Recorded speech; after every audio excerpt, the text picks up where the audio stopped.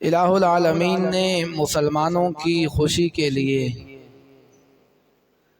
سال کے اندر 2 دنوں کا انتخاب فرمایا۔ ایک یکم شوال کو رمضان المبارک کے بعد، جس دن کو عید الفطر کے نام سے یاد کیا جاتا ہے، اور دوسرا خوشی کا دن مقرر فرمایا 10 ذو الحجہ کو، جس کو عید الاضحیٰ کے نام سے یاد کیا جاتا ہے۔ عید الاضحیٰ، اضحیٰ کا لفظ یہ اضحیہ سے ہے، اور اضحیہ کا معنی ہوتا ہے قربانی۔ عید کا معنی ہے خوشی، تو عید الاضحیٰ کا معنی ہوا قربانی کی خوشی کا دن۔ اردو کے اندر اس دن کو عید قربان بھی کہا جاتا ہے۔ اب قربانی کا کیا معنی ہے؟ تو قربانی کا معنی ہے ما یتقرب بہ الی اللہ، کوئی چیز الہ العالمین کے بارگاہ میں دے کر اس کے ذریعے اللہ کی قربت حاصل کرنا۔ تو قربانی قربت سے ہے کہ الہ العالمین کے نام پر کوئی چیز دے کر اللہ کے قریب ہو جانا، اس کو قربانی کہتے ہیں۔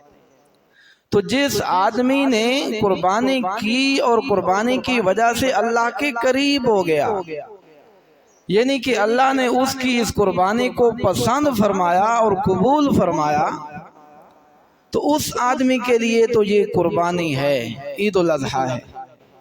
اور یقیناً اللہ کے قریب آدمی حرام مال سے لی گئی قربانی کے ذریعے نہیں ہو سکتا، یا اگر دکھلاوے کے لیے قربانی ہوئی تو اس کے ذریعے بھی آدمی اللہ کے قریب نہیں ہو سکتا۔ اب یہ قربانی کی تاریخ کیا ہے، یہ کب سے شروع ہوئی؟ تو اگر پہلے سپارے کو بھی غالباً دیکھا جائے تو قرآن مقدس کے اندر اللہ رب العزت فرماتے ہیں، جس سے یہ سمجھ آتی ہے کہ قربانی کی شروعات انسانیت کی شروعات سے ہے، یعنی کہ جب سے انسان شروع ہوئے۔ پہلا انسان کون تھے؟ حضرت آدم علیہ السلام۔ آدم علیہ السلام کے دور سے ہی یہ قربانی کی شروعات ہو گئی تھی۔ آپ سنتے رہتے ہیں حابیل اور قابیل کا واقعہ، قرآن مقدس نے اس کی تفسیر کی اذ قربا قربانا، کہ حابیل اور قابیل دونوں کو قربانی کرنے کا حکم دیا گیا۔ فتقبل من احدہما، ایک کی قربانی کو قبول کر دیا گیا، دوسرے کی قربانی رہ گئی۔ تو قربانی کی تاریخ کچھ عبادتیں ایسی ہیں جو کسی خاص امت کے ساتھ خاص نہیں ہیں، بلکہ ہمیشہ سے چلتی آ رہی ہیں، جیسا کہ نماز۔ اب نماز جو ہے ہر نبی کی امت کو نماز کا حکم دیا گیا، اگرچہ نماز کی حیت مختلف تھی، نماز کی رکعتیں مختلف تھیں، نماز کے اوقات مختلف تھے، لیکن نماز کا حکم ہر امت کے اندر موجود تھا۔ اسی طریقہ سے روزہ بھی، روزے کا حکم بھی ہر امت کے اندر موجود تھا، اوقات مختلف تھے، کسی کو کس مہینے کے اندر، کسی کو 10 روزے، کسی کو کیا، طریقہ کار مختلف تھا، حیات مختلف تھی، اوقات مختلف تھے، لیکن عبادت روزے والی کا حکم ان کو بھی دیا گیا۔ انہی باتوں میں سے ایک قربانی بھی ہے، یہ بھی ہر دور کے اندر رہی۔ جب نبی کریم صلی اللہ تعالی علیہ وسلم نے اپنے صحابہ کرام کو حکم دیا قربانی کا کہ ان 3 دنوں کے اندر پہلے دن سب سے افضل 10، 11 اور 12 آپ نے قربانی کرنی ہے، تو صحابہ کرام نے رسول اللہ صلی اللہ تعالی علیہ وسلم سے 2 سوال کیے۔ قربانی کا حکم سننے کے بعد کتنے سوال کیے؟ 2 سوال کیے۔ ایک سوال میں قربانی کی فضیلت پوچھی، دوسرے سوال میں قربانی کی حقیقت پوچھی۔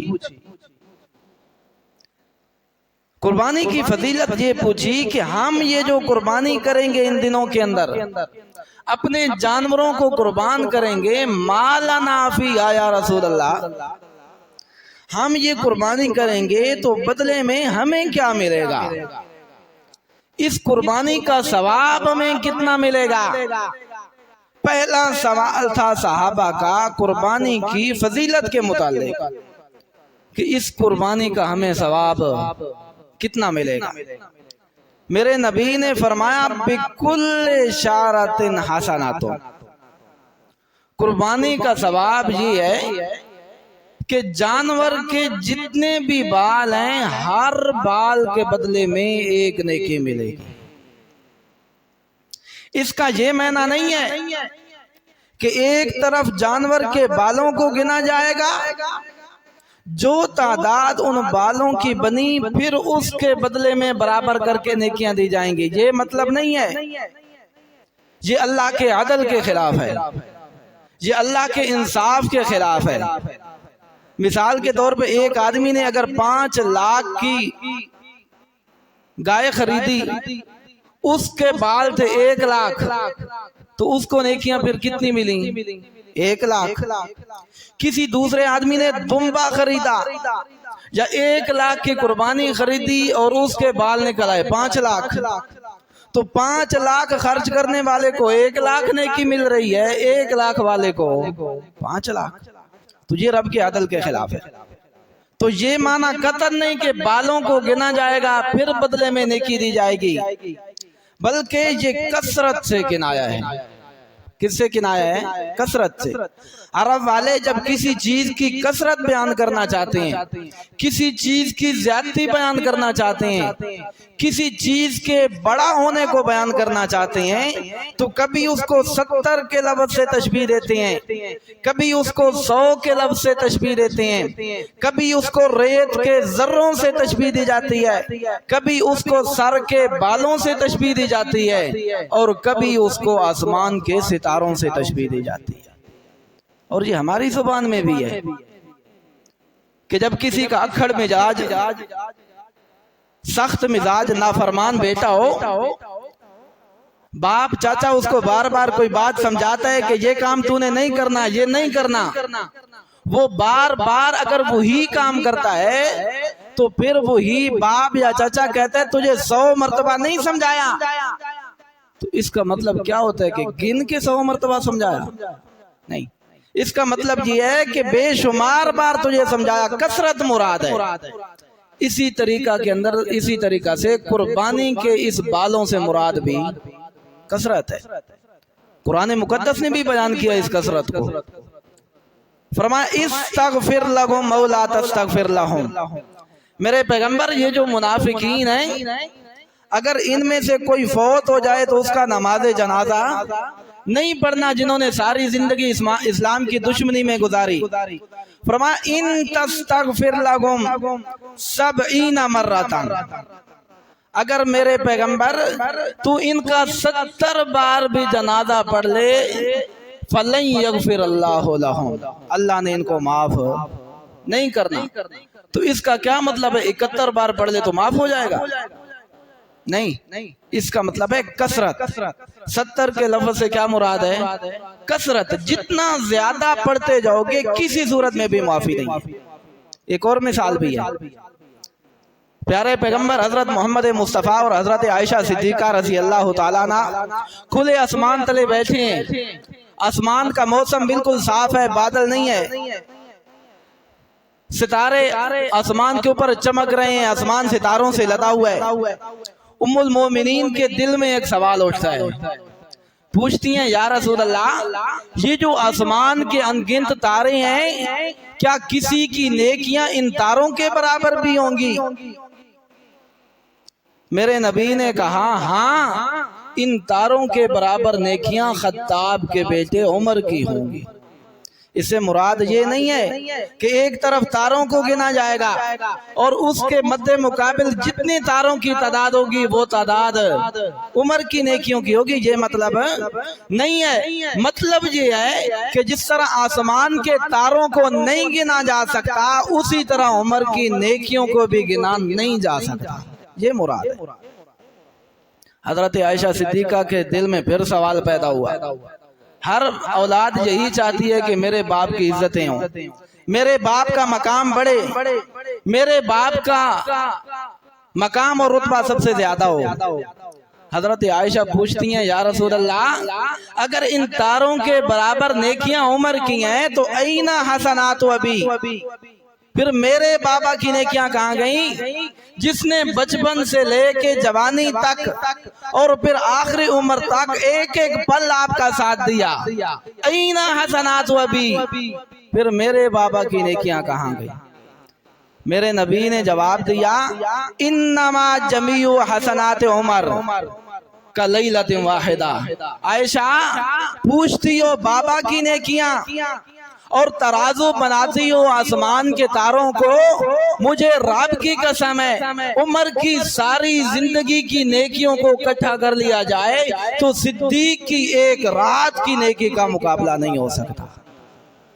کون سی رات؟ جس رات صدیق اکبر نے جب دیکھا میرے مصطفیٰ کے پاؤں کے تلووں کو مکہ کی پتھریلی زمین زخمی کر رہی ہے تو پوری نبوت کے بوجھ کو اپنے کاندھوں پہ اٹھا لیا۔ وہ ایک رات تھی، اس کا مقابلہ نہیں ہو سکتا۔ اور پھر صرف اٹھایا نہیں، غار ثور کی بلندی پہ لے گئے، اور عمر کتنی ہے؟ 50 سال۔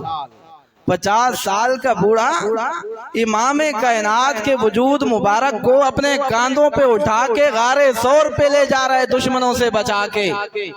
اس رات کا مقابلہ عمر کی ساری زندگی کی نیکیاں نہیں کر سکتی۔ جس رات اللہ نے صدیق کو اور نبی کو ایک سیغے میں بیان کیا، ایک ہی لفظ میں دونوں کو شریک کیا۔ جب میرے نبی کا یار صدیق پریشان ہوا تو اللہ رب العزت نے یہ نہیں کہا کہ اللہ میں صدیق کے ساتھ بھی ہوں اور رسول کے ساتھ بھی ہوں، فرمایا ان اللہ معنا، میرے یار جس طرح رب میرے ساتھ ہے اسی طرح تیرے ساتھ بھی ہے، وہی معیت دونوں کی ایک جیسی۔ تو بات یہ کر رہا تھا کہ یہ جو اللہ کے پیغمبر نے کہا کہ ستاروں کے برابر نیکیاں کس کی ہیں؟ عمر کی، اس سے مراد گنتی اور تعداد مراد نہیں ہے، اس سے مراد ہے کثرت، کہ جس طرح ستاروں کو نہیں گنا جا سکتا اسی طرح عمر کی نیکیوں کو بھی نہیں گنا جا سکتا۔ اسی طرح جواب دیا صحابہ کے کرام کے سوال میں، جب صحابہ نے پوچھا کہ یا رسول اللہ یہ جو ہم قربانیاں کریں گے ما لنا فیہا، ہمیں اس کے بدلے میں کیا ملے گا؟ کتنی نیکیاں ملیں گی، کتنا ثواب ملے گا، کتنی فضیلت ہمیں ملے گی؟ تو میرے نبی نے کہا بکل شعرۃ حسنۃ، ہر بال کے بدلے میں ایک نیکی ہے، یعنی کہ جس طرح اس کے بالوں کو نہیں گنا جا سکتا نا، اسی طرح قربانی کرنے والے کے ثواب کو بھی نہیں گنا جا سکتا۔ یہ پہلا سوال تھا صحابہ اکرام کا، جب قربانی کے متعلق پوچھا اس کی فضیلت کیا ہے، یہ جواب ملا۔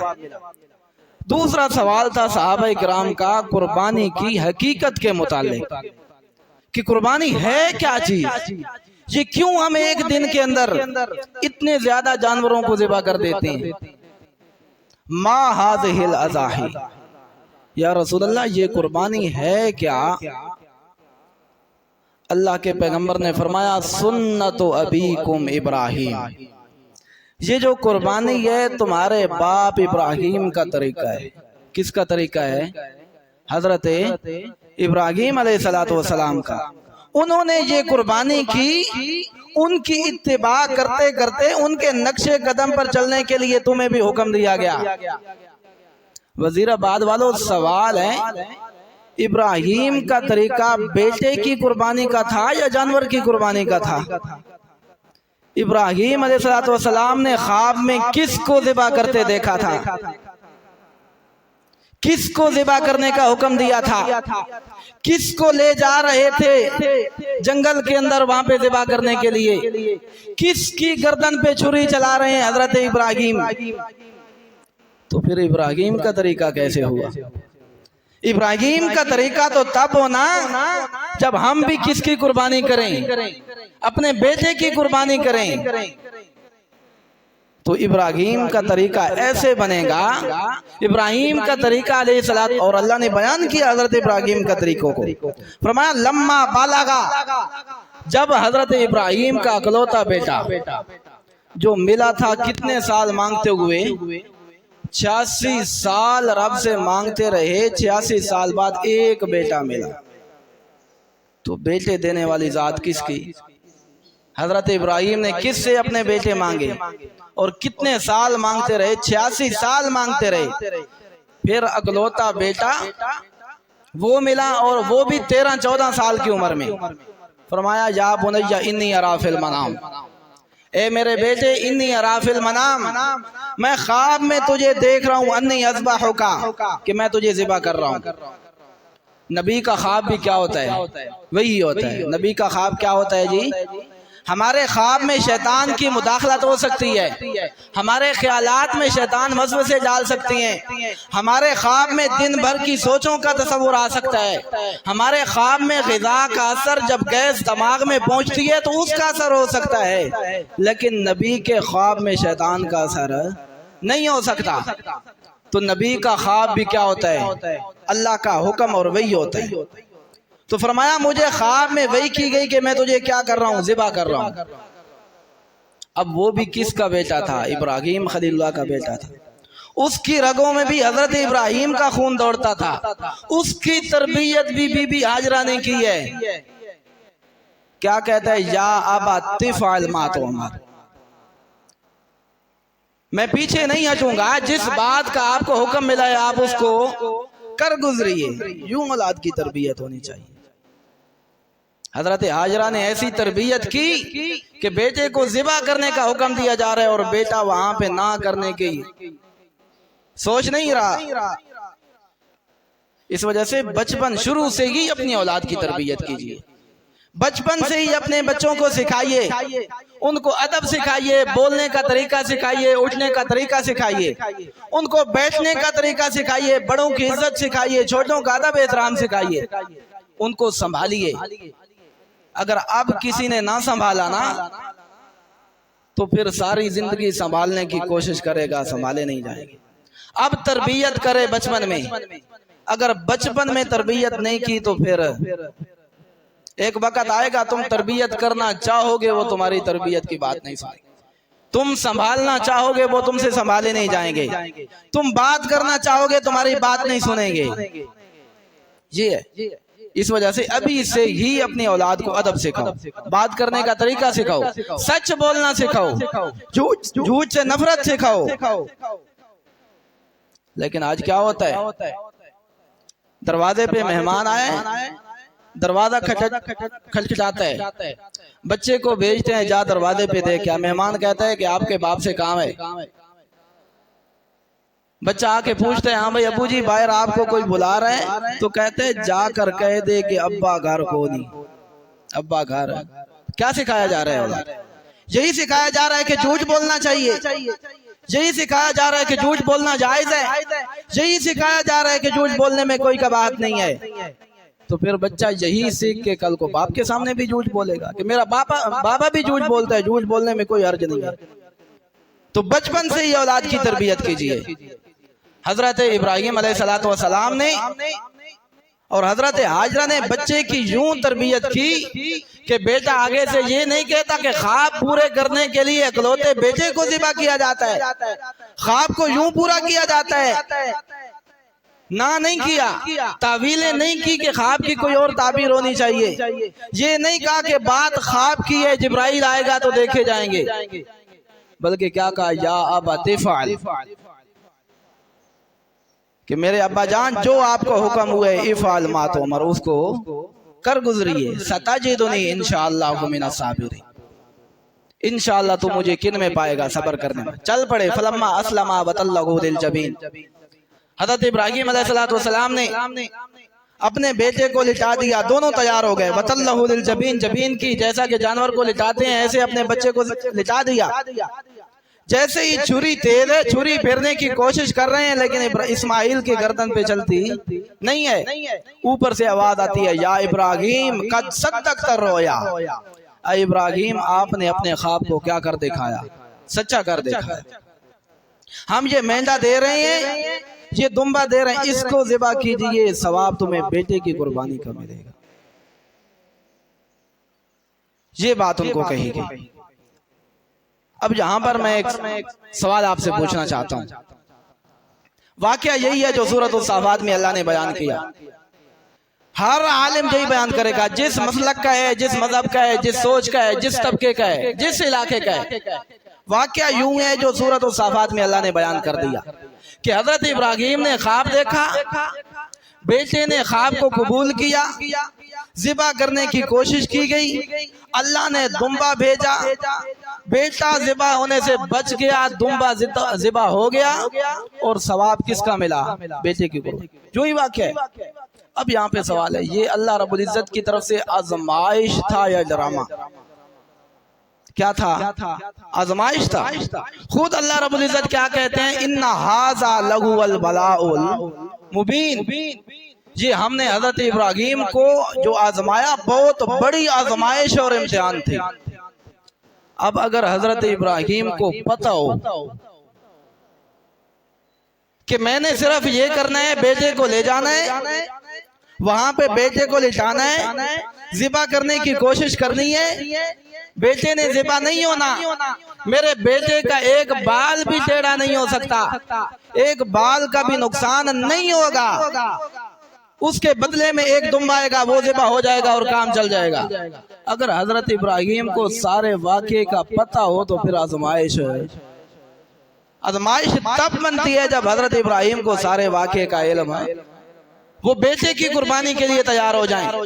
کردار متعین نہیں تھا، آزمائشوں میں پہلے بتایا نہیں جاتا، ڈراموں میں پہلے بتایا جاتا ہے، پہلے بتایا جاتا ہے کہ تو نے یہ کرنا ہے، تو نے یہ کرنا ہے، نتیجہ یہ نکلنا ہے، میں اس دروازے سے آؤں گا، تو اس دروازے سے آئے گا، یہ بات ہوگی۔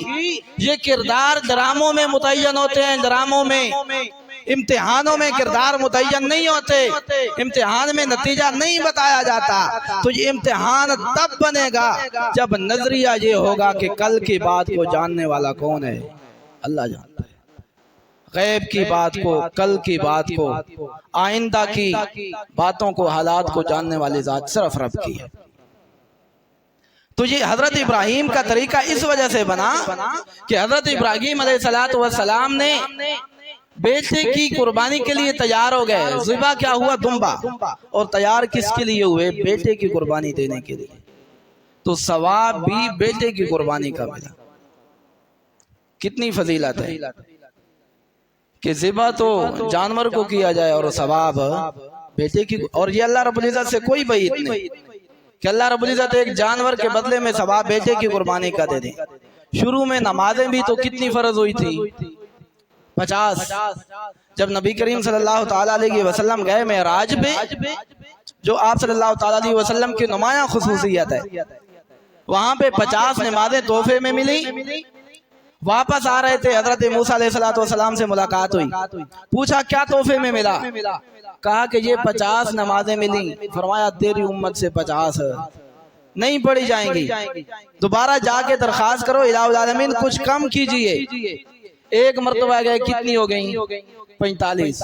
پھر فرمایا 45 بھی پڑھنے کی ان کے اندر ہمت ہے نہیں ہوگی۔ پھر دوبارہ گئے، پھر 40 ہو گئیں، پھر 35، پھر 30، پھر 25، پھر 20، 15، 10، 9 مرتبہ گئے، آخر میں کتنی رہ گئیں؟ 5۔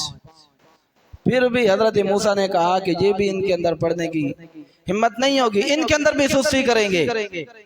آپ نے فرمایا اب مجھے کیا آتی ہے جاتے ہوئے شرم آتی ہے، کیا 5 کم ہو رہی ہیں، ان 5 کے لیے بھی چلا جاؤں تو بچے گا کیا؟ نمازیں تو کیا ہو گئیں؟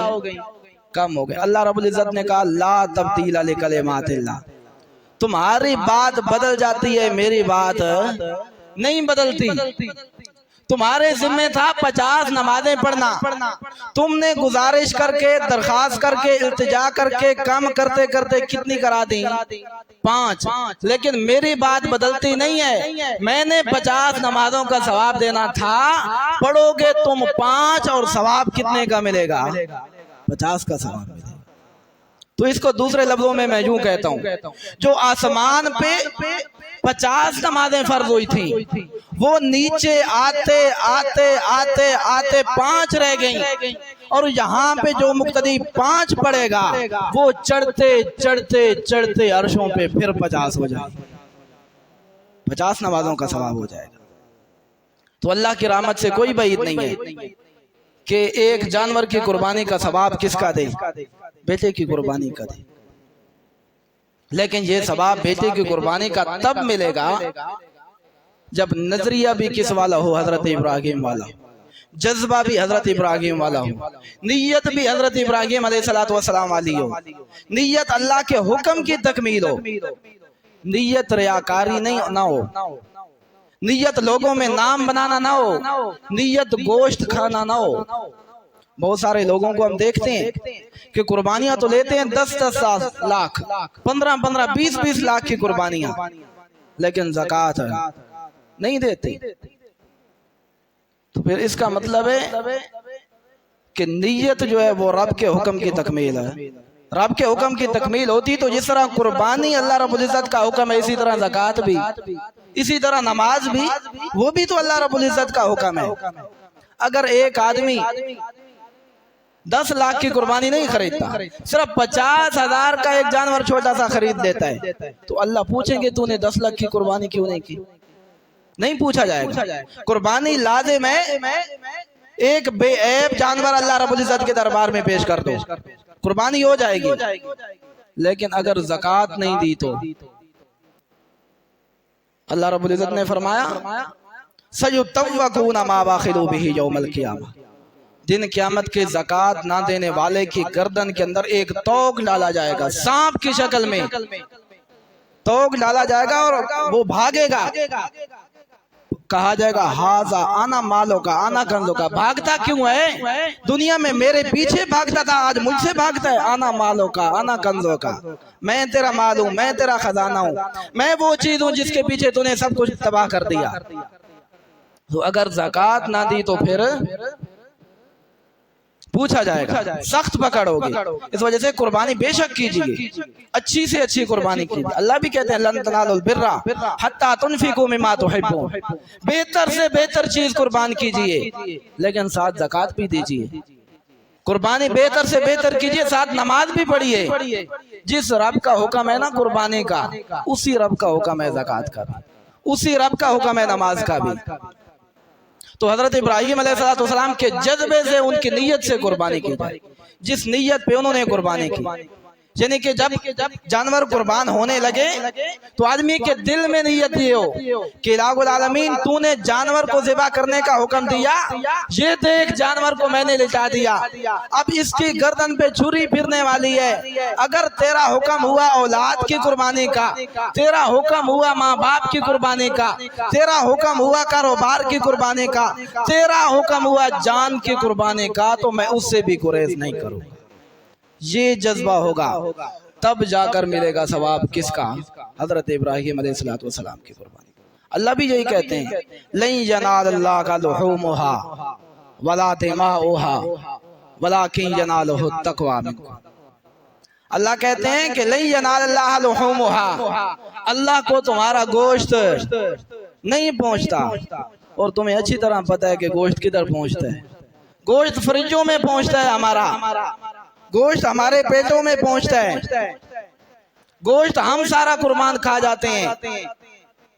اور یہاں پہ یہ بھی بات کروں کہ اللہ رب العزت نے کوئی لازم نہیں قرار دیا کہ سارا کا سارا گوشت یا فلاں ایسا تم نے تقسیم کرنا ہے، لیکن مستحب اللہ کے پیغمبر نے کہا ہے، مستحب یہ ہے کہ اپنے گوشت کے کتنے حصے کیے جائیں؟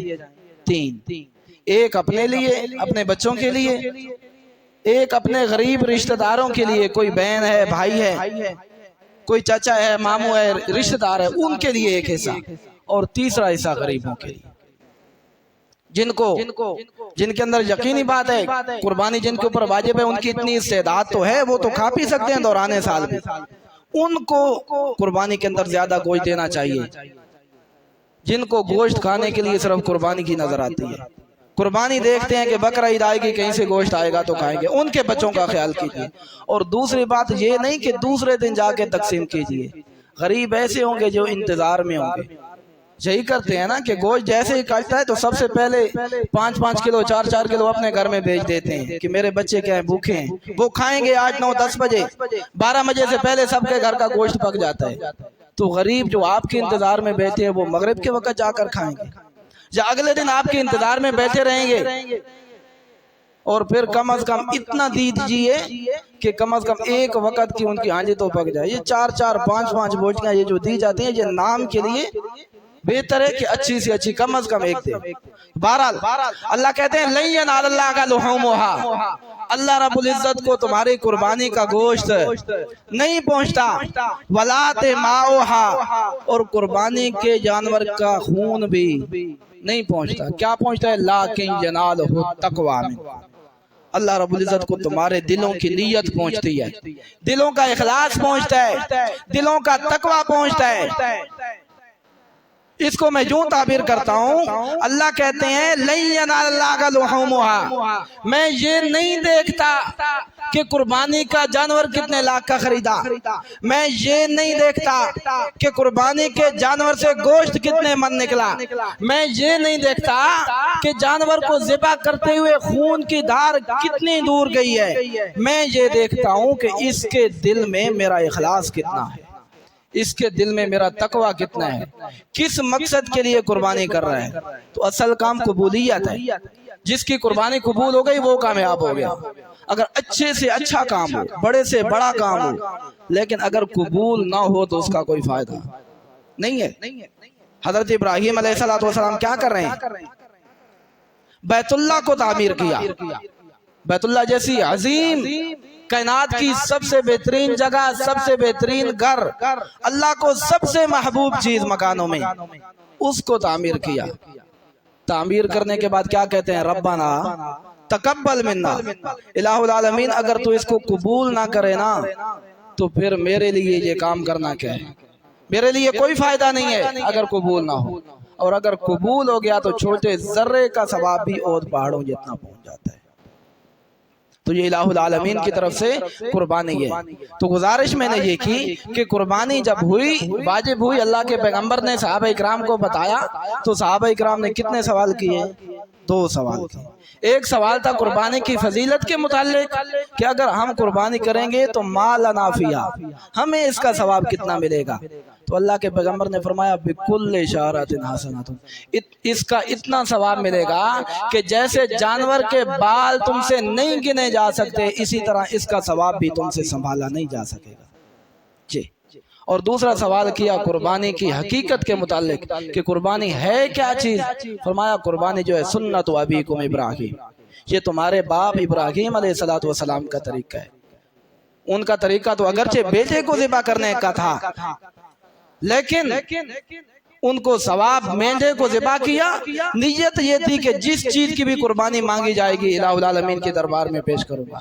अब जिस आदमी की नियत ये हो कि हुक्म जानवर की कुर्बानी का मिला, ज़िबा हो गया, अब अगर औलाद की जान की माल की कुर्बानी का हुक्म मिला तो उसको भी मैं अल्लाह के राह में दे दूंगा, ये नियत हो तो इलाहुल आलमीन हजरत इब्राहीम की तरह बेटे की कुर्बानी का सवाब अता करेंगे। अल्लाह रब्बुल इज्जत तमाम की कुर्बानियों को कबूल फरमाए और तमाम के माल के अंदर बरकतें अता फरमाए। अब मुख्तसर सा ईद का तरीका, तो ईद की 2 रकातें होती हैं, बाकी तो सारा का सारा तरीका वही है जिस तरह 2 रकातें हम सुन्नतें या नवाफिल पढ़ते हैं। एक फर्क है कि इसके अंदर 6 तकबीरें जायद होती हैं, 3 पहली रकात में और 3 दूसरी रकात में। पहली रकात में होती हैं सना के बाद सूरतुल फातिहा से पहले, यानी कि पहली मर्तबा अल्लाह अकबर के हाथ बांध लेंगे, फिर उसके बाद सना पढ़ेंगे सुब्हानक अल्लाहुम्मा व बिहम्दिका, उसके बाद 3 तकबीरें होंगी, 2 में हाथ छोड़ देने हैं और तीसरी में बांध लेने, फिर उसके बाद सूरतुल फातिहा होगी, फिर उसी तरह जैसा कि रकात पढ़ते हैं, پھر جب دوسری رکعت شروع ہوگی تو دوسری رکعت کے آخر میں رکوع سے پہلے 3 تکبیریں، پہلی رکعت میں ثنا کے بعد اور سورہ فاتحہ سے پہلے، اور دوسری رکعت کے اندر رکوع سے پہلے قرات کے مکمل بعد۔ پہلی رکعت کے اندر جب تکبیریں ہوں گی تو 2 کے اندر ہاتھ چھوڑنے ہیں اور تیسری میں باندھ لینے ہیں، اور دوسری رکعت کے اندر 3 پہ ہاتھ چھوڑنے ہیں اور چوتھی پہ رکوع میں چلا جانا ہے۔ اللہ رب العزت ہماری قربانیوں کو قبول فرمائے۔